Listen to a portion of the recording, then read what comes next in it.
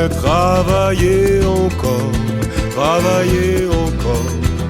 forger l'acier rouge avec mes mains d'or, travailler encore. Toujours impliqué dans la lutte contre l'illettrisme, vous avez d'ailleurs écrit un ouvrage là-dessus. Qu'est-ce que vous donneriez comme conseil aux élus de CE pour lutter dans l'entreprise contre l'illettrisme? D'abord, il faut qu'ils prennent l'ampleur du phénomène.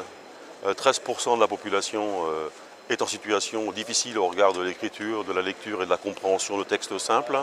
La moitié sont au travail. Ça veut dire que, contrairement à ce qu'on pense, ce ne sont pas des gens qui sont à la maison, en train de regarder la télévision. Ils sont au travail tous les jours. Ce sont souvent nos collègues de travail. Donc, une fois qu'on a compris que c'était un phénomène d'ampleur, que ça privait, y compris les salariés, d'une évolution dans le cadre de leur activité professionnelle, il faut s'en occuper. Voilà. C'est-à-dire qu'une fois qu'on a détecté des salariés qui sont en immense difficulté, il faut s'en préoccuper. Alors, y compris dans le cadre du plan de formation à l'entreprise, on peut très bien prévoir à ce qu'il puisse y avoir des modules de formation qui permettent de faire en sorte que les situations de salariés qui sont devenus en situation d'illettrisme, puisque je rappelle que un homme ou une femme sur deux, n'est pas né illettré. Ce sont souvent des gens qui ont eu un diplôme de niveau 4, un diplôme de niveau 5 et qui, au fil du temps, n'ont plus travaillé la lecture, l'écriture. Leur travail ne leur a pas permis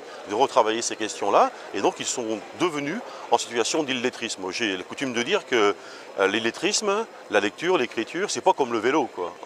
Le vélo, on sait en faire, toute sa vie on sait en faire. On peut avoir appris à lire, à écrire et ne plus savoir 10 ans après lire et écrire. Et donc dans le cadre du plan de formation, c'est de la responsabilité des élus du comité d'entreprise de faire en sorte que ces situations puissent d'une part être débattues et d'autre part, dans le cadre de l'Agence nationale de lutte contre l'illettrisme qui maintenant dispose de modules relativement précis, on puisse remettre le pied à l'étrier de gens qui ont quitté ces savoirs de base qui sont nécessaires pour pouvoir vivre et pour pouvoir évoluer dans son niveau de qualification à l'entreprise. C'est de leur responsabilité.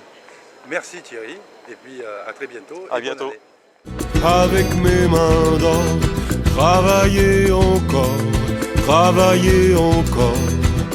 acier rouge